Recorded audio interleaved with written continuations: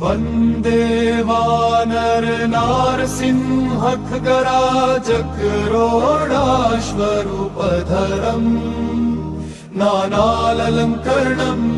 त्रिपञ्चनयनम् देदीप्यमानम् रुचा हस्ताब्जैरसिखेट पुस्तक सुधा कुम्भाङ्कुशाद्रीन्हलम् खट्वाङ्गं फणिभूरुहं दशभुजं सर्वारिगर्वापहम् भजे समीरनन्दनं सुभक्तचित्तरञ्जनं दिनेशरूपभक्षकं समस्तभक्तरक्षकं सुकण्ठकाय साधकं विपक्षपक्षबाधकं समुद्रपारगामिनं नमामि सिद्धिकामिनम्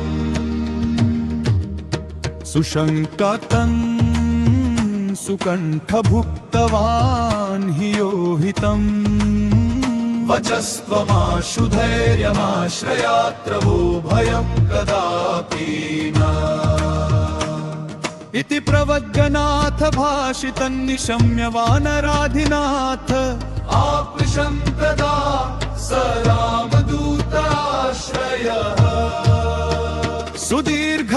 सुदीर्घबाहुलोचनेन पुच्छगुच्छशोभिना उदद्भयेन सोदरी निजासयुग्ममास्मितौ कृतौ हि कोसलाधिपौ कपीशराजसन्निधौ विदेहजेशलक्ष्मणौ समे शिवं करोतु वा सुशब्दशास्त्रपारगं विलोक्य रामचन्द्रमा कपीशनाथ सेवकं समस्तनीतिमार्गगं प्रशस्य लक्ष्मणं प्रति प्रलम्ब बाहुभूषितः कपीश सख्यमाकरोत् स्वकार्य साधक प्रभुः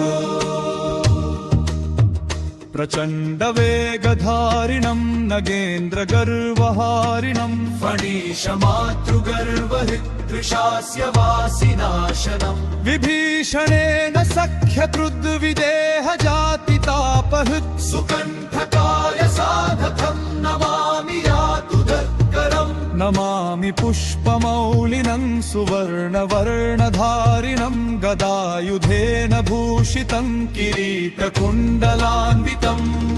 सुपुच्छगुच्छलङ्कदाहकं सुनायकं विपक्षपक्षराक्षसेन्द्र सर्ववंशनाशकम् रघुत्तमस्य सेवकं नमामि लक्ष्मणप्रियम् दीनेशवंशभूषणस्य मुद्रिका प्रदर्शकम् विदेहजातिशोकतापहारिणं प्रहारिणं सुसूक्ष्मरूपधारिणं नमामि दीर्घरूपिणम् नभस्वदात्मजेन भास्वता त्वया कृता महासहायताय याद्वयोर्हितं ह्यभूत् स्वकृत्यथा सुकण्ठ आपतारकारभुत्तमो विदेहजानिपात्यवालिनं प्रभुस्ततो दशाननं खलम् इमं स्तपं कुजे दिने यः पठेत् सुचेतसा नरः कपीशनाथ सेवको भुनक्ति सर्वसम्पदहम् प्रवङ्गराजसत्कृपाककाक्षभाजनः सदा न शत्रुतो भयं भवेत् कदापि तस्य नृणाम् नेतरन्दधरणीवत् सरे नङ्गवासरे